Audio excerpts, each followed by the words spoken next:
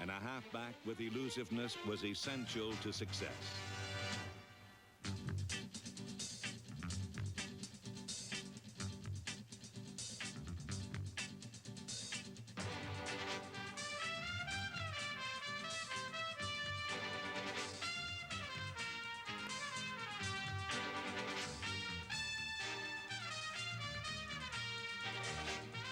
Even more in demand were fullbacks who could string out pursuit, then escape down the wider field.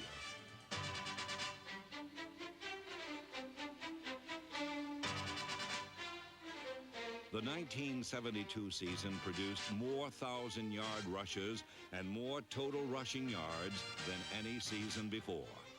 A vintage year for pro football's ball carriers.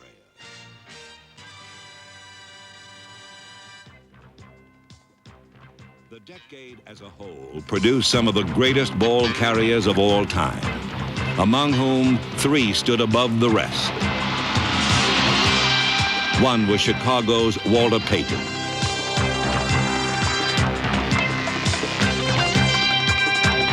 The second was Houston's Earl Campbell.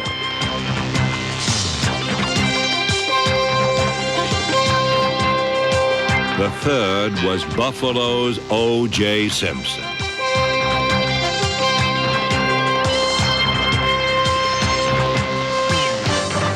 Among the 3 of them, there wasn't a single ounce of quit.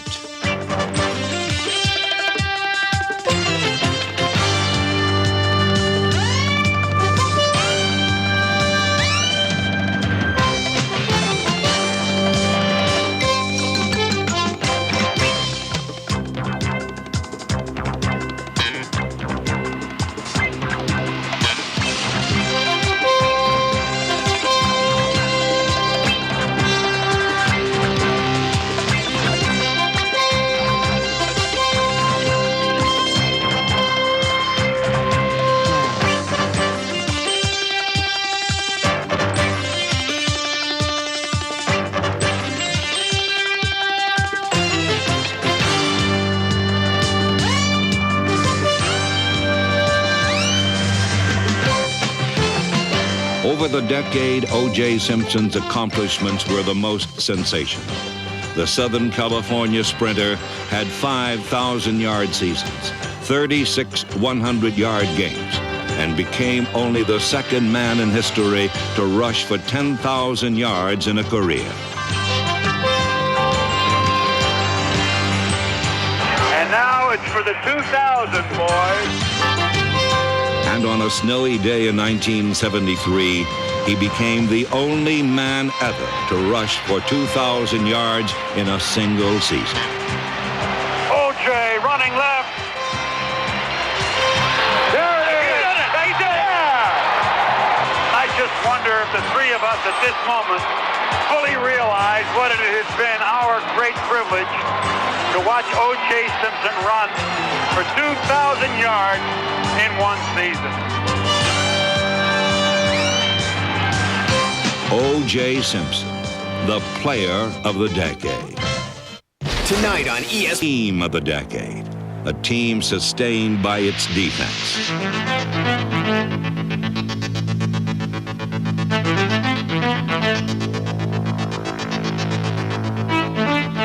During the 70s, there was no tougher assignment in the sport than a close encounter with a steel curtain.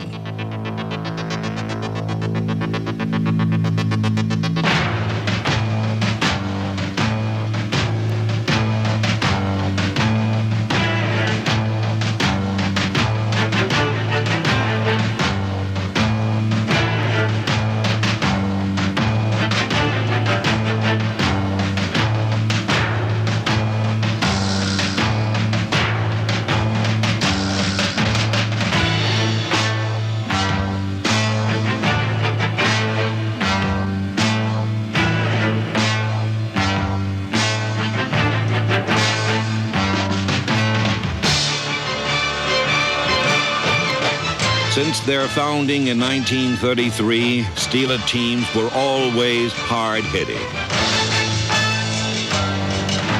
But 4 decades of issuing headaches had not produced a single NFL championship.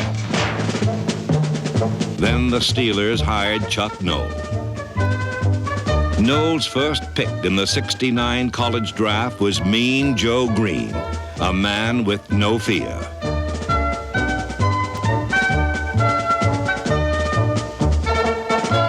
The following year, Noll drafted a small college quarterback named Bradshaw. For 6 years, Noll used the draft like an artist, with each stroke adding new dimensions to his masterpiece. And by 1974, Mona Lisa was hungry for a title.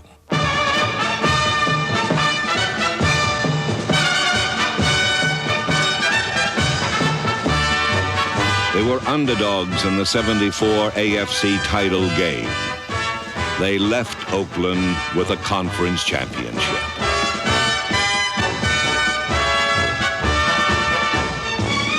They arrived in New Orleans for Super Bowl IX like a college team at homecoming.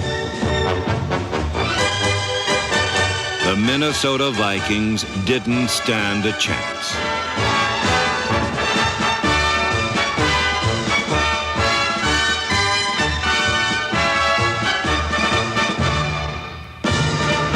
By Super Bowl X, they were in a class all by themselves.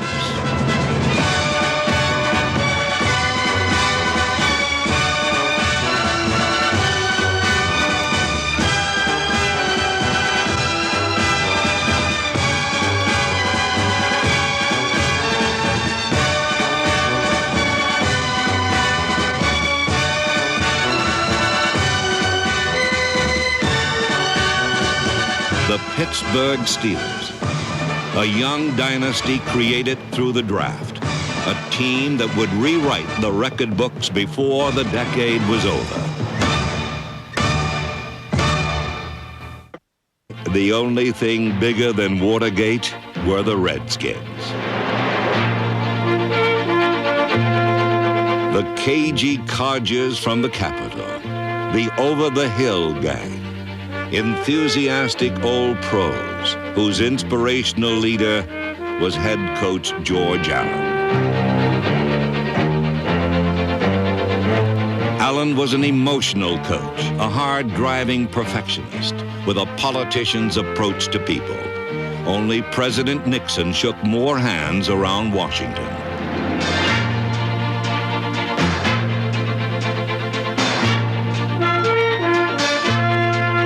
'72 Redskins won the NFC Eastern Division title, and with each passing week they reached a new emotional high, a tribute to their coach. For of all George Allen's coaching talents, none was more unique than his ability to extract the child from the man.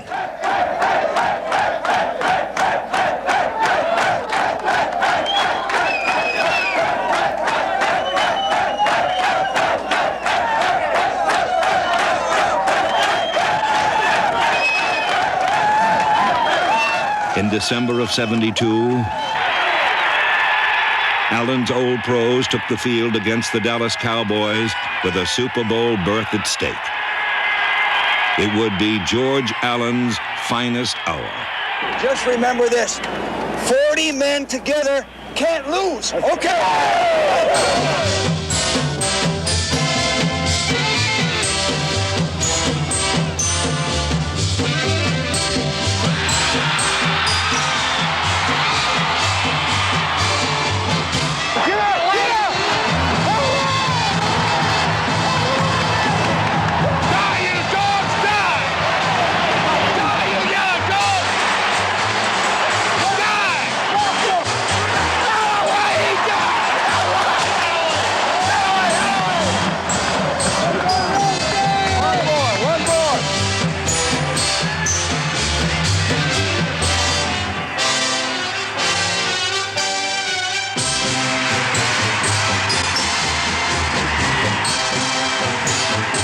George Allen's over-the-hill gang lost to Miami in Super Bowl VII, but simply getting there was a hats-off achievement.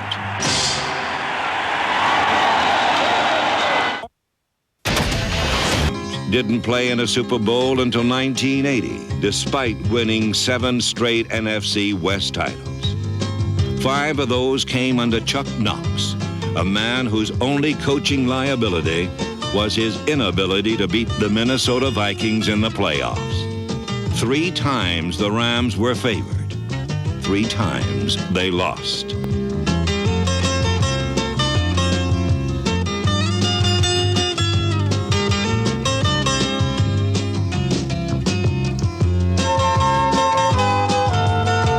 The Vikings were the NFC's real hard luck story.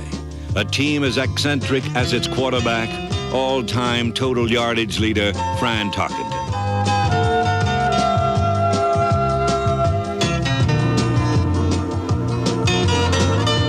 They were good enough to win 4 NFC titles, but in Super Bowl competition, Bud Grant's team was a flop.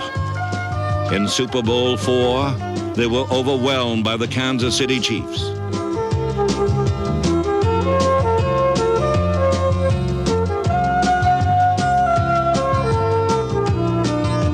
In Super Bowl 8, they were overrun by the Dolphins.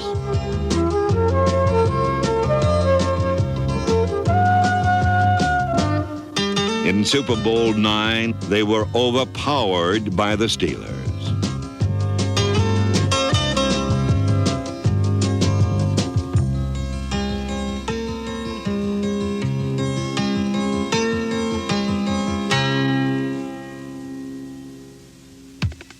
In Super Bowl 11, the Vikings lined up opposite another great team that had never won the big one.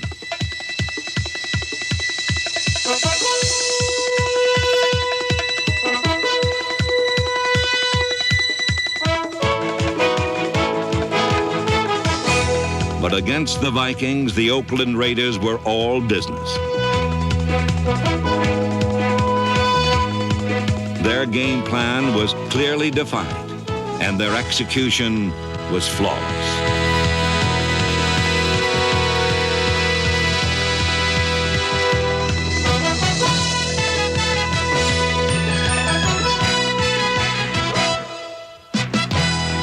The Oakland Raiders came from the old American Football League with a dynamic owner who still believed the way to win was to throw the football.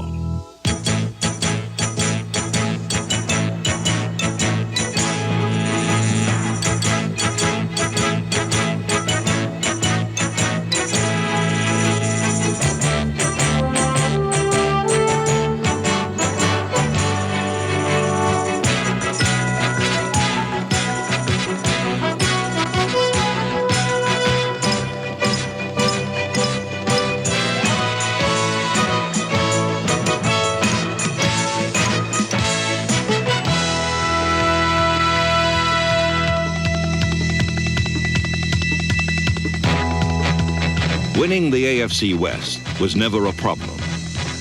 Beating Pittsburgh in the playoffs was. But in '76, a fired-up Raider club contained the steel curtain, and Ken Stabler passed the Raiders to the AFC title.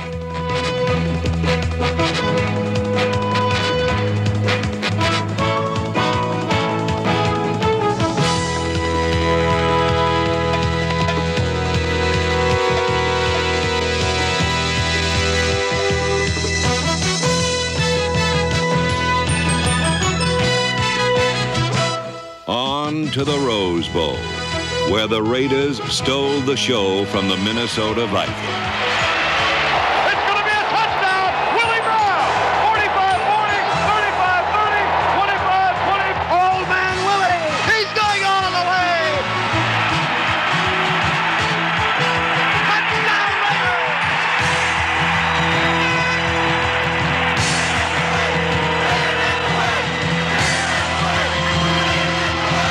After years of heartbreaking playoff defeats, the Oakland Raiders were the new world champions.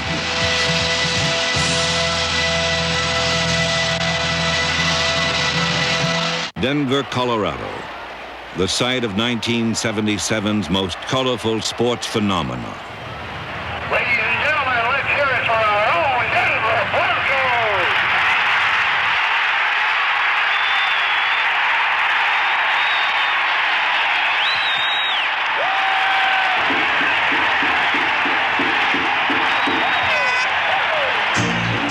They called it Broncomania, a curious form of football fanaticism that could strike any member of the family.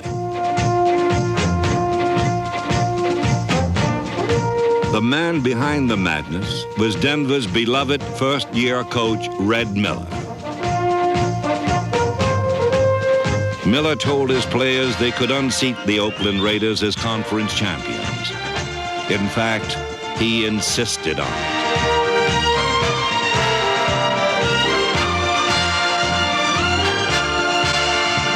To quarterback his club, he traded for veteran Craig Morton. Morton arrived in Denver as a born-again Christian, a man who had the Lord in his heart and who found Moses in the corner. Their 77 schedule was the league's toughest.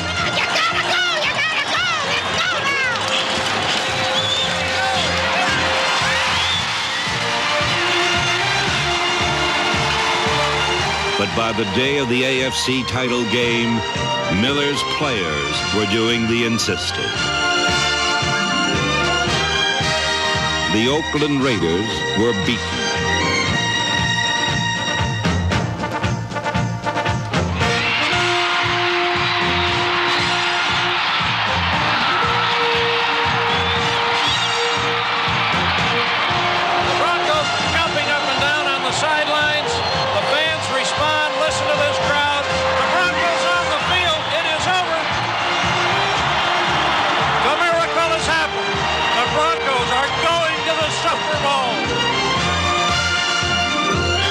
This organization's been down for a long time. The Denver Broncos are now earning the respect of the entire league, and that's what we want. We want to be known as a good team, as a good football team, which we are. And we're going to go on from here, we hope. On they went indeed to the Louisiana Superdome for Super Bowl 12. Hey, listen now. 4 quarters, 60 minutes, and we're the champions. Yeah! Let's go, baby! And there, they ran headlong into doomsday.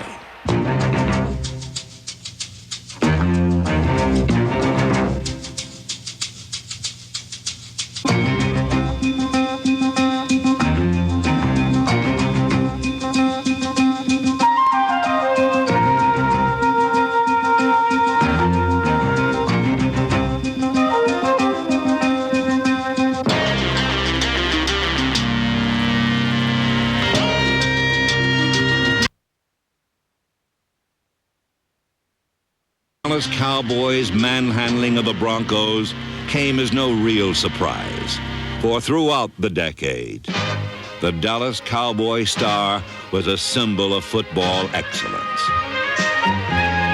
The man behind the Cowboys' success was head coach Tom Landry, the game's most creative strategist. The man who translated Landry's ideas into action was quarterback Roger Staubach, the focal point of pro football's most sophisticated attack.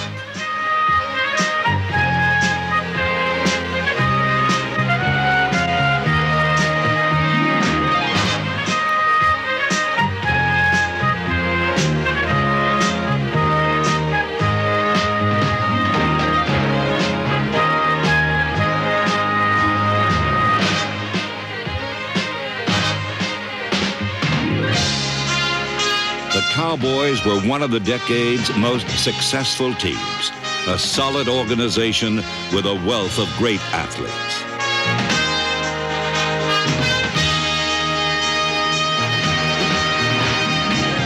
In 1977, they acquired a special athlete, Heisman Trophy winner Tony Dorsett. Not since Dwayne Thomas had the Cowboys owned a running back so explosive.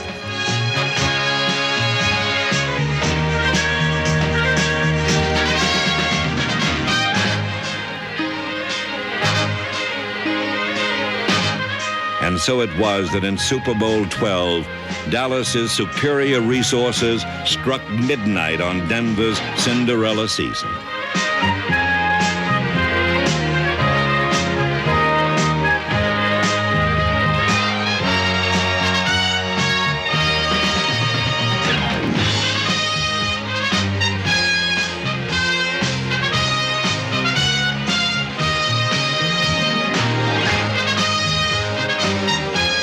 AFC club lost a Super Bowl for only the second time in the decade. Not surprising, Tom Landry's Dallas Cowboys were responsible on both occasions.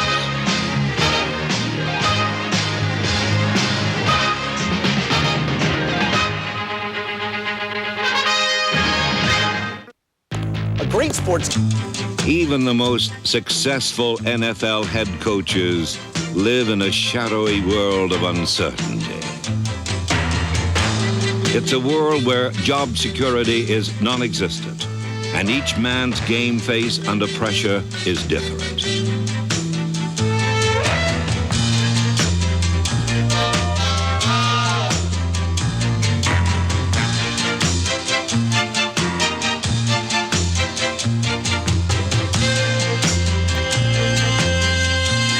First thing, I want you to make sure that you take as much liquid as you possibly can. It's going to be hot out. It's a world where the bottom line is victory, and every word spoken is calculated toward achieving it. We're at the crossroads.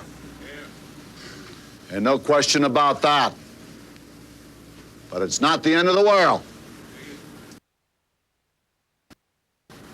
I just want us to do a job that we're capable of doing. If we die, we die together. You can get it done. You can get it done. What's more, you gotta get it done. Let's go.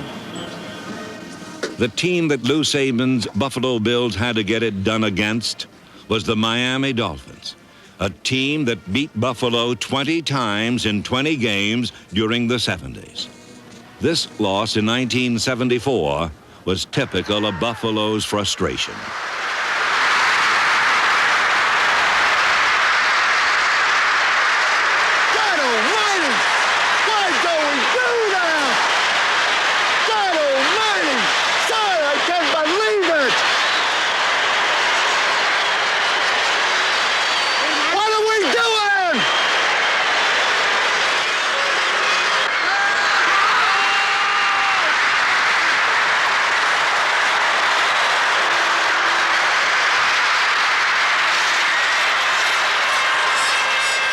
For Lou Saban, this was a particularly difficult came in the game's final minute. Boy, oh boy. 56 seconds and we let him get off the hook.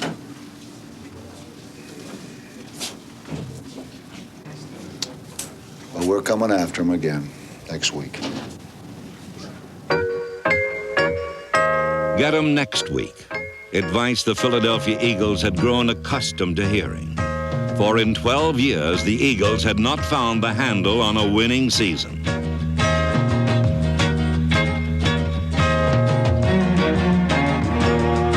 In 1976, Eagles owner Leonard Toews hired Dick Vermeil to turn things around. And by the 78 season, a perennial loser was flying high toward the playoffs.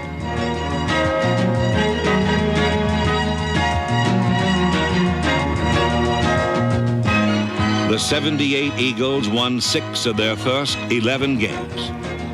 But in a Week 12 must-win game in New York, the Giants led by 5 with just seconds to play.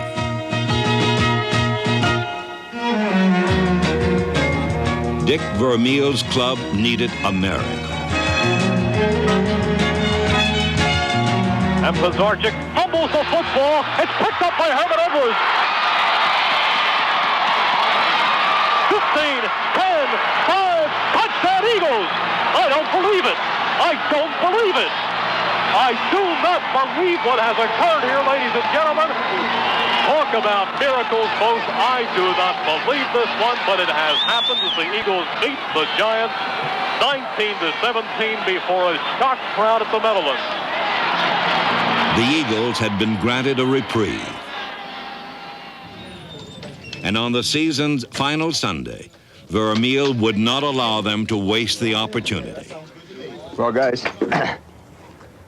12 years. 12 years have gone by since the Eagles have been a winner. We're going to come out winners today. You worked like winners. You played like winners. Sure, We've won a couple we should have lost. But I'll tell you something else. We've lost a few we should have won. We're right where we ought to be, playing for the first winning season since 1966. Hey, God love all of you. Hey, all right. Good talk, good talk.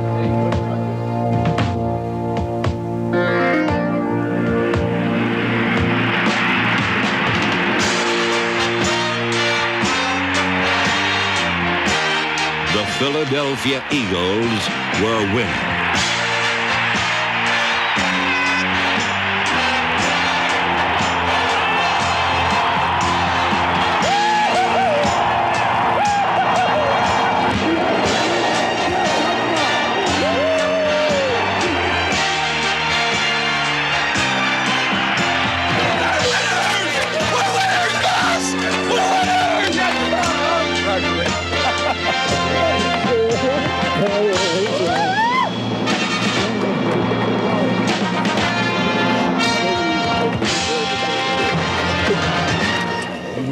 Take it easy. That was for you. That's for you. You deserve it, baby. Walk me through that. Football is a game of strategy, a game won or lost on execution. But during the Super 70s, as the old saying goes, sometimes it was better to be lucky than good. Oakland trails 20-14. 10 seconds left. The crowd takes up a chant of defense. Robisky and Banaszak are the backs. Slot right. Branch inside. Bradshaw, Stabler back. Here comes the rush. He sidesteps. Can he throw? He can't. The ball flipped forward is loose. A wild scramble. 2 seconds on the clock. Casper grabbing the ball. It is ruled a fumble. Casper has recovered in the end zone. The Oakland Raiders have scored on the most zany, unbelievable, absolutely impossible dream of a play. Madden is on the field. He wants to know if it's real. They said yes. Get your big butt out of here. He does. There's nothing real in the world anymore. The Raiders have won the football game. 52,000 people minus a few lonely Raider fans are stunned. This one will be relived forever. If you catalog the decade's incredible football events, you would find that most of them began as pass plays. It's deflected, and it's caught. It's caught. It's caught. Touchdown, Falcons on a deflected pass. I can't believe it. Jackson. Atlanta's famous Big Ben play came in 1978 and lifted the Falcons into the playoffs. It was one of the most memorable completions in the new age of the forward pass.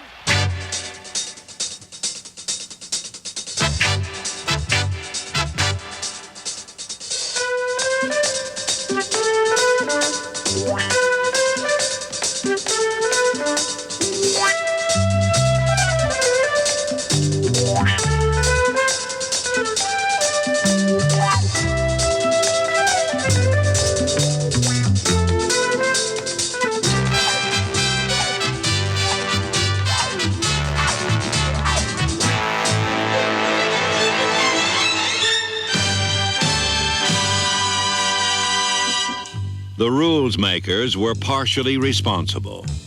The most significant change made it illegal to touch a wide receiver downfield.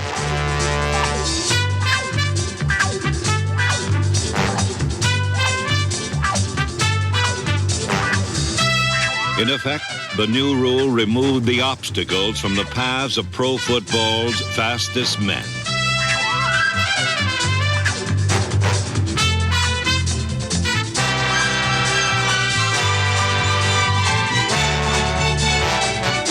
The long bomb was back.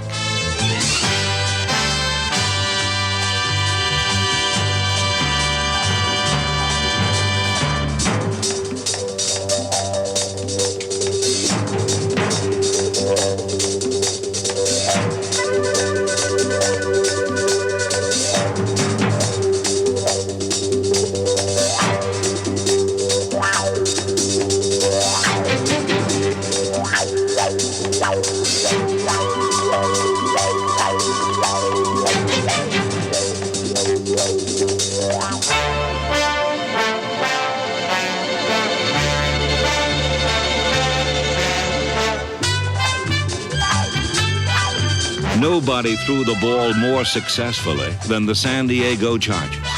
In 1979, Charger quarterback Dan Fouts threw for 4,082 yards, a new single-season record. And of course, no new trend escaped the eye of the Pittsburgh Steelers. The Pittsburgh Steelers went from ball control to the bomb.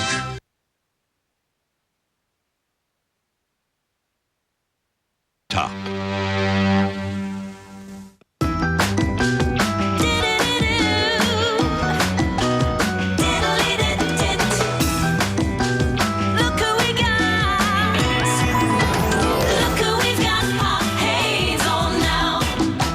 Fly jets. If Father Time could put his summary of the Super 70s into words, this is what he would say.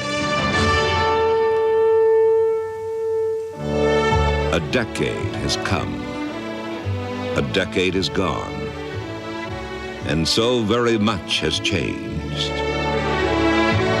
The meek have risen to inherit the earth. The mighty have fallen away. I've ripened a new generation and launched them on courses to fame.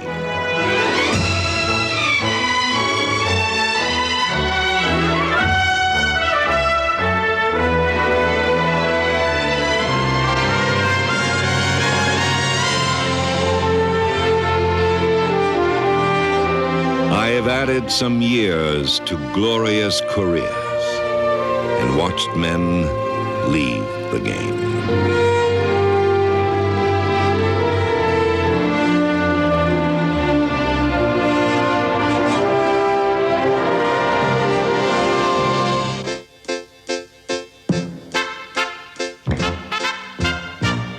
I've given men time to look silly, time to feel helpless and lame.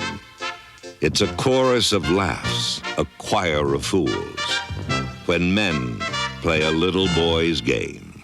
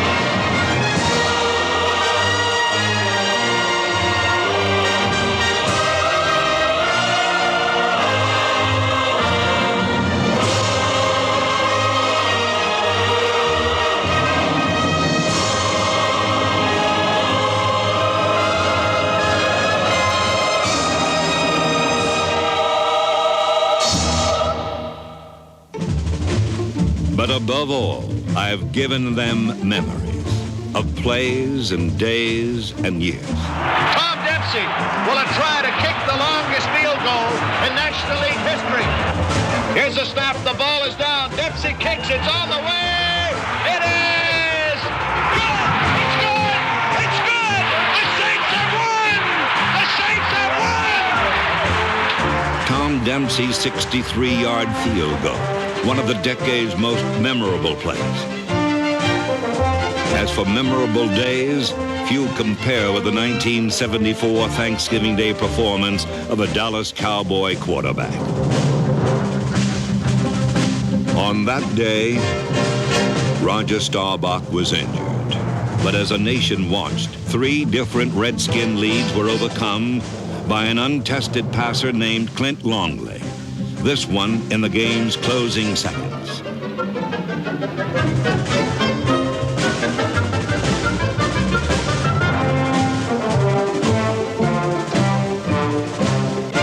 Clint Longley did not go on to NFL start, but nobody who witnessed his 1974 Thanksgiving Day performance will ever forget it.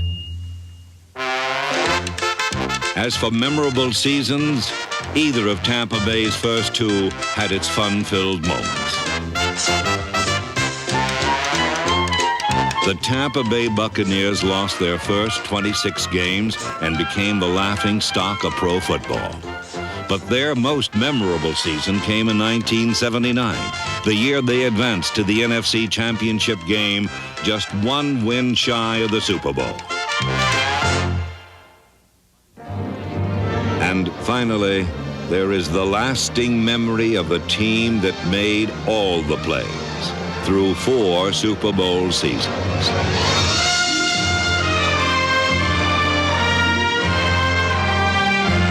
In Super Bowl 13, the Pittsburgh Steelers defeated the Dallas Cowboys for their 3rd World Championship. Here were the Packers of the 70s, a team that distinguished every game in which it took part. The envy of all their vanquished foes. In January of 1980, the Steelers were the feature attraction at Super Bowl 14.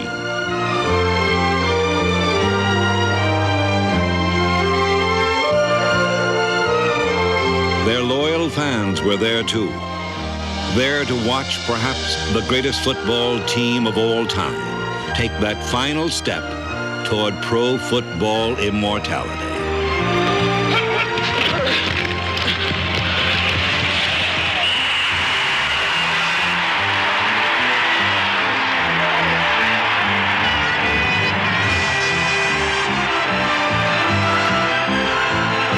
The Pittsburgh Steelers, the team of the decade known as the Super 70s.